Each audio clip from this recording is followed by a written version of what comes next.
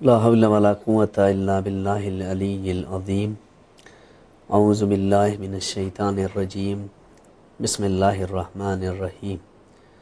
الحمد للہ رب العالمین، الصلاة والسلام علی سیدنا حبیب قلوبنا و طبیب نفوسنا مولانا و مولا الثقلین جد الحسن والحسین بالقاسم محمد وآلہ الطیبین الطاہرین المعصومین والمظلومین ولعنۃ اللہ علی اعدائہم اجمعین من الآن الی قیام یوم الدین۔ بسم اللہ الرحمن الرحیم۔ قال اللہ الحکیم فی کتابہ الکریم، ان اللہ لا یغیر ما بقوم حتی یغیروا ما بانفسہم۔ قرآن مجید اس آیت میں کہہ رہا ہے کہ ان اللہ لا یغیر ما بقوم حتی یغیروا ما بانفسہم۔ اللہ کسی قوم کی حالت کو نہیں بدلتا ہے جب تک وہ اپنی حالت بدلنے کی کوشش نہ کرے۔ ہمارے اس تقریر کا موضوع ہے کہ قرآن اور آج کا ہمارا معاشرہ، جس ماحول میں ہم زندگی کر رہے ہیں اور جس طرح سے ہم زندگی کر رہے ہیں، آیا ہماری یہ زندگی قرآن کے مطابق رواں دواں ہے یا نہیں؟ قرآن کچھ کہہ رہا ہے اور ہماری زندگی کسی دوسرے راستے اور دوسرے ٹریک پر ہے۔ چونکہ قرآن یہ چاہتا ہے کہ ہم تبدیل ہوں، قرآن یہ چاہتا ہے کہ ہم بدلیں، قرآن یہ چاہتا ہے کہ ہمارے اندر انقلاب آئے، اور جو کچھ بھی بدلاؤ ہوا ہے وہ اسی قرآن کی بدولت ہے، لیکن یہ بحد کافی نہیں ہے۔ اس سے کہیں اور زیادہ ضرورت ہے تغیر اور تبدیلی کی معاشرے کے اندر، کہ اس سے کہیں زیادہ ہم اپنے آپ کو تبدیل کریں۔ چونکہ قرآن یہ کہہ رہا ہے کہ جو کچھ بھی ہمارے اندر انقلاب آئے گا وہ خود سے ہمیں لانا ہوگا، وہ انقلاب خود سے ہمیں لانا ہوگا۔ اس لیے کہ قرآن کہہ رہا ہے کہ سورہ محمد کے اندر ان تنصر اللہ ینصرکم ویثبت اقدامکم، سورہ محمد میں ارشاد ہو رہا ہے کہ اگر تم نے اللہ کی مدد کیا تو خدا جو ہے وہ تمہاری مدد کرے گا اور تمہیں ثابت قدم رکھے گا۔ یعنی قرآن کی روح سے ہمیں بھی خدا کی مدد کرنی ہے تو خدا ہماری مدد کرے گا۔ تو ضرورت اس بات کی ہے اس تغیر کے لیے کہ ہمارے اور خدا کے درمیان ایک رابطہ ہونا چاہیے۔ اگر ہم اس رابطے کو منقطع کر دیں گے تو پھر ہمارے اندر تبدیلی کا پیدا ہونا بہت مشکل اور محال کام ہے۔ تبدیلی تو ہوگی، لیکن وہ تبدیلی کی جو قرآن چاہتا ہے، معاشرے میں تبدیلی ہو رہی ہے، آج کے معاشرے میں ہم دیکھیں کہ تبدیلی آ رہی ہے دن بدن، لیکن جس تبدیلی کو قرآن چاہتا ہے وہ تبدیلی معاشرے کے اندر پیدا نہیں ہو رہی ہے۔ یعنی کیا؟ ایک مثال کے ذریعے سے اس بات کو واضح کرتے چلیں کہ قرآن یہ چاہتا ہے کہ ہم کامل طور پر مسلمان رہیں، لیکن مشکل آج کی یہ ہے کہ ہم کسی ایک موضوع کے اوپر عمل کر لیتے ہیں۔ مثال کے طور پر ایک مثال دیتا چلوں کہ ایک ہائی اسکول کا اسٹوڈنٹس ہے، جتنے بھی موضوعات ہیں، جتنے بھی سبجیکٹ ہیں، وہ ان موضوعات میں سے ایک موضوع کے اوپر، ایک سبجیکٹ کے اوپر بہت اچھی طرح سے کام کر رہا ہے، لیکن اور دوسرے جو موضوعات ہیں، دوسرے جو سبجیکٹ ہیں، اس کو کیا کیے ہوئے ہیں؟ چھوڑے ہوئے ہیں۔ مثال کے طور پر انگلش کے اندر بہت اچھا ہے، اس کی انگریزی بہت اچھی، اس پہ خوب کام کرتا ہے، لیکن ہندی، اردو، سنسکرت، اسی طرح سے اور دوسرے جو اس کے موضوعات ہیں، ان کے اندر وہ زیرو ہے، صفر ہے۔ ایگزام میں وہ جائے گا تو اس کا ایک پیپر بہت اچھا ہوگا، اور جب وہ مارک شیٹ لے کر کے واپس آئے گا تو ایک ہی پیپر کا اسے جو ہے وہ رزلٹ اچھا ملے گا، اس کے علاوہ دوسرے پیپرز میں وہ ناکام دکھائی دے گا۔ تو یہ اچھا اسٹوڈنٹس کب کہلائے گا؟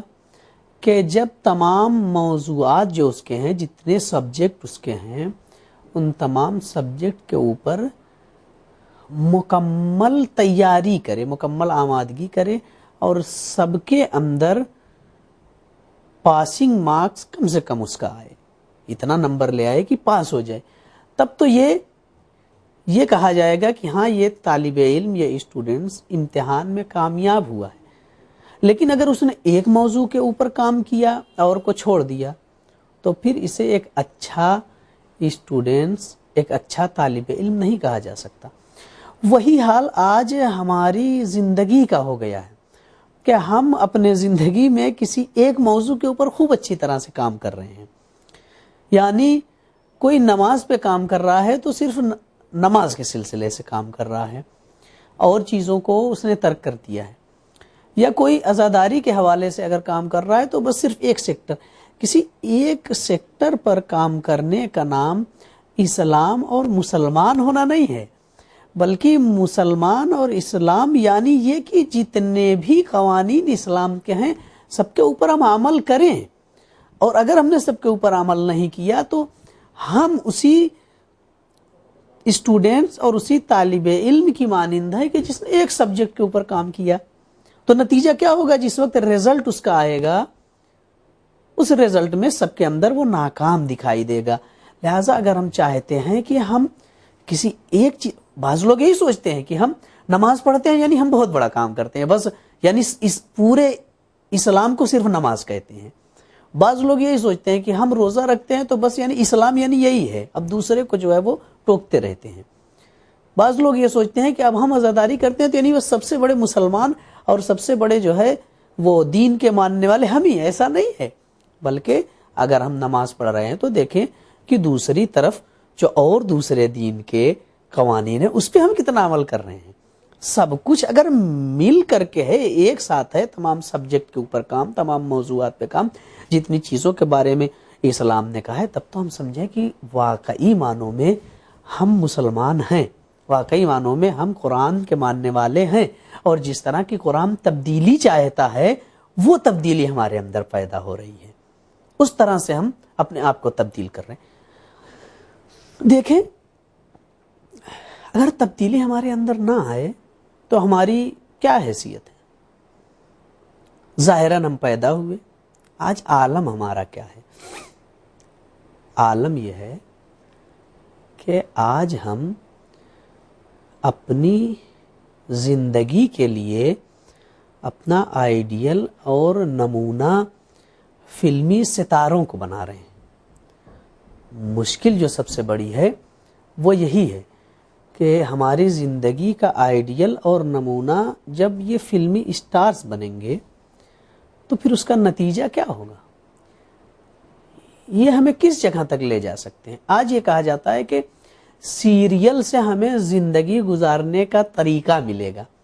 انصاف سے بتائیں کہ جنہیں خود نہیں معلوم کہ ہماری زندگی کس جگہ پر اختتام پذیر ہوگی اور ہمارا حشر کیا ہوگا، وہ ہمیں زندگی کا قرآن مکمل قرآن نے کس چیز کے متعلق نہیں کہا ہے، حتیٰ کہ قرآن نے سونے کا ذکر کر دیا، کس وقت ہمیں سونا ہے، کس وقت ہمیں بیدار رہنا ہے، کس وقت ہم آرام کریں گے تو ہمارے بدن کو بہتر آرام ملے گا۔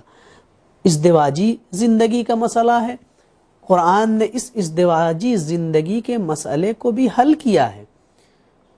اگر آج قرآن کے اوپر ہم عمل کریں تو ہم یہ جانتے ہیں کہ ایک انسان کو بھی عدالت تک جانے کی ضرورت نہیں پڑے گی اگر ہم قرآن کے اوپر عمل کریں، کیونکہ قرآن کہہ رہا ہے کہ کیا کرنا ہے اگر ہمارے ازدواجی زندگی کے اندر دشواری پیدا ہوتی ہے، کس طرح سے ہم عمل کریں کہ یہ مشکل ہماری حل ہو جائے۔ تو ہم پھنسے ہوئے ہیں اس بات میں کہ ہم ان ٹی وی چینلوں سے، یہ دنیا کے لوگ جو ہیں جو گمراہ کنندہ ہیں، گمراہ کرنے والے، ان سے ہم اپنی زندگی کا درس لیں گے۔ جب ان سے زندگی کا درس لیں گے تو نتیجہ یہ ہوگا، آج بظاہر ہر انسان لباس پہنے ہوئے ہیں، یہ لباس ظاہراً جو ہمارے ہیں ہم یہ سوچ رہے ہیں کہ یہ ہمارا لباس ہے۔ دشمن نے ہمارے ساتھ کتنے عمدہ طریقے سے کھلواڑ کیا اور اسے ہم سمجھ نہیں پا رہے ہیں۔ آج یہ نقاب ہم دیکھ رہے ہیں جو ہمارا حجاب ہے، ہوا کیا؟ آج کے 20 برس 30 برس پہلے کے ہم حجاب کو دیکھیں اور آج کے حجاب کو دیکھیں، آج کے 20 برس اور 30 برس پہلے کے ہم لباس کو دیکھیں کہ جو پہنا جاتا تھا، آج کے لباس کو ہم دیکھیں، بہت ہمیں فرق نظر آئے گا۔ انصاف سے یہ بتائیں کہ آج یہ جو لباس ہے، یہ پردہ، نقاب جسے ہم کہتے ہیں، یہ پہنتی ہیں ضرور مسلمان کی عورتیں، لیکن اس کی ڈیزائن کرنے والا کوئی اور ہے، اس کا ڈیزائنر کوئی اور ہے۔ یہ ہوا کیا؟ جب دشمن نے یہ دیکھا کہ ہم ان مسلمانوں کے اس پردے کو نہیں لے سکتے ہیں، تو انہوں نے کہا ٹھیک ہے، ہم کچھ ایسا کام کریں گے کہ ظاہراً پردہ ہوگا لیکن وہ پردہ بے پردگی کا سبب بن جائے گا۔ اور ہوا یہی ہے، ہم سمجھ نہیں پا رہے ہیں اس چیز کو کہ یہ نقاب ظاہراً ہم یہ سوچتے ہیں کہ ہم اسلامی حجاب کے اوپر عمل کر رہے ہیں جو اسلام چاہتا ہے، لیکن وہ پتہ چلا کہ بالکل برعکس ہے۔